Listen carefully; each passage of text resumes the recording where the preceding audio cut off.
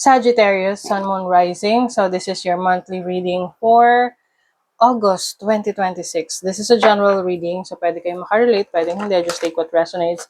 Another reminder, I will not message you or follow you para mag-offer ng services, so mag-ingat kayo sa mga fake accounts and scammers.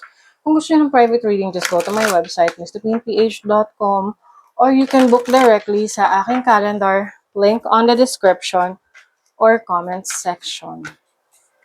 Okay. Sag, what's up? What's the energy of August 2026 sa mga Sagittarius? Oh, surrender. Surrendering to the divine. Meron ka i-give up. This can be anything that you feel na masyado ng mabigat dalhin sa'yo. You're giving up on it. You're surrendering. And it doesn't mean it's failure. It only means na may acceptance ka na may mga bagay na hindi ka kontrolado. And then you will surrender. Physical activity, I think you will also be very active. Pwedeng marami kang mga gagawin ngayong August. Parang part siya ng pagre-release mo, no? Ng mga bagay na hindi mo kontrolado. It's like i-divert mo yung attention doon sa paggawa ng mga activities na yan. Oh, grounding as well.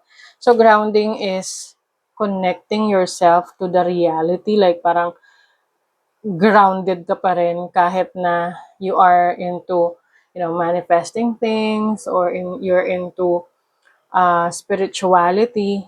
Napaka-importante na ikaw ay grounded. That you know na may mga bagay na kailangang, you see it in a different lens or perspective na kailangan practical pa rin. Descendant invitation. So, this can be related sa ibang tao. Pwedeng meron kang mga issues, situation na ayusin related sa ibang tao on how you deal with others. This is also relationships, pwedeng connections, partnership, na you will have to surrender para sa iba sa inyo to start a new beginning. Kasi, tinan nyo yan, 91, that is 10, that is 1, 37, 10, 1, diba? So, I think there's a new beginning for you. May mga bagay lang na kailangan kang i-let go. Overall energy, whoa. This is success. So, merong mga achievements ngayong August for you. This is a center of attention. Merong celebration. You will be noticed. You will be seen. Oo. Let's see your challenge. The Justice card. Okay. So, even if gusto mo yung mga yung papuri sa'yo, no? Yung mga taong naniniwala sa kakayanan mo and you feel like you're doing things in a lot of ways. May mga pagkakataon pa rin na yung iba nagkakaroon ng ang tawag doon, yung may times na hindi ka rin naniniwala sa sarili mo minsan. Na parang sometimes you feel like things are too good to be true.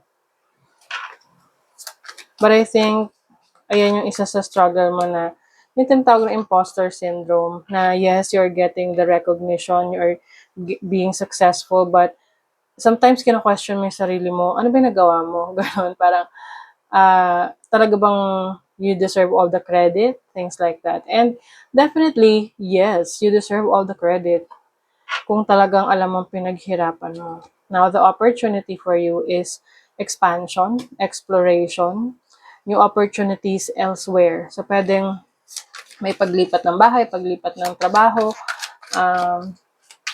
pag-iba ng direksyon. Meron rin ditong anticipation. So, para may hinihintay ka.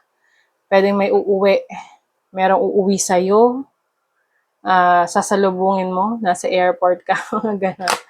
Now, your blessing is this, the Five of Cups. Oh, okay. I think, pag, pag ang Five of Cups nasa blessing siya, this is about chances.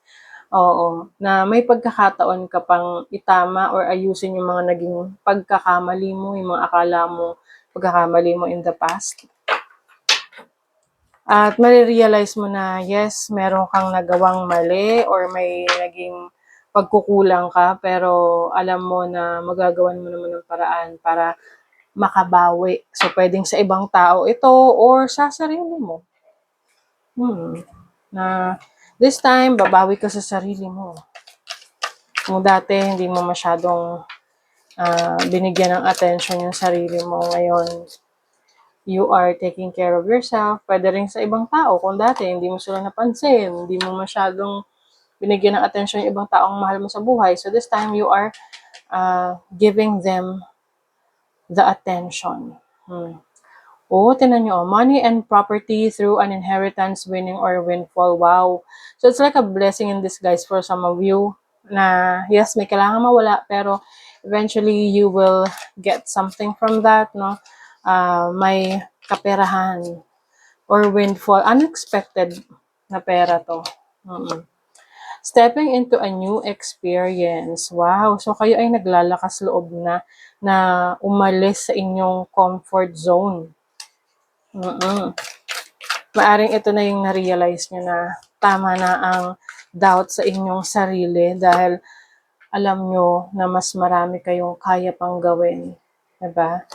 Hidden secrets can harm you. Ooh, okay. So, maaring iba sa inyo, merong mga revelation, mga sikreto sa inyo na malalaman ninyo. And eventually, this will shape, yan yung may impluensya sa mga decision making ninyo moving forward dito sa mga malalaman nyo or matutuklasan ninyo. Okay, you have Dreamweaver. Tune into the energetic grids around you. Where can you send your energy for healing? Yes. So, ano to? You will focus on healing your past, healing your wounds. Hindi mo nahahayaan na parang magsayang ka ng oras sa ibang bagay.